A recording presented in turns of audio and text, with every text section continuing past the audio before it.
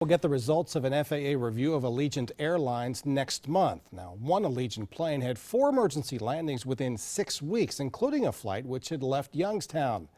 Some people already know there's turbulence, and we talked with them. Reporter Molly Reed looked into the bumpy ride for Allegiant. An Allegiant Air flight from Orlando to Youngstown on June 13th was canceled due to a mechanical issue. Then on June 16th, a flight from Youngstown Warren to St. Petersburg, Florida had the same problem. Passengers on both flights told me they felt unsafe after their experiences. And it delayed a little bit, so we sat in security, and then finally they loaded us all on the plane, and then there were some difficulties.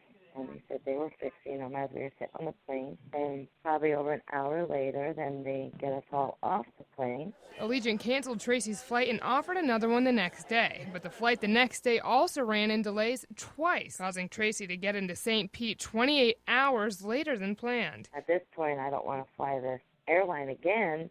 Anita Carter had a similar problem flying from Orlando Sanford to Youngstown. When she got to the airport, she found her flight was canceled.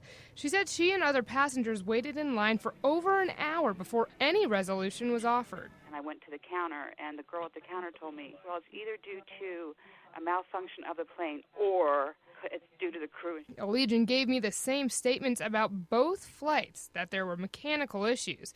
The FAA doesn't publish comparisons of airline maintenance issues, so we don't know where Allegiant ranks against others. However, the majority of Allegiant's fleet is aging MD-80s. They only cost a fraction of newer, larger planes like some competitors use. Allegiant wouldn't comment if the older planes caused more problems.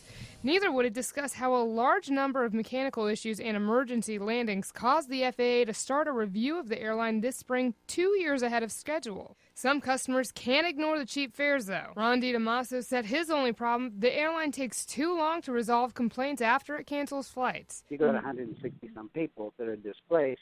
It has to be done quicker. The results from the FAA's review are expected to come out in early July. In Youngstown, Molly Reed, WKBN 27 First News.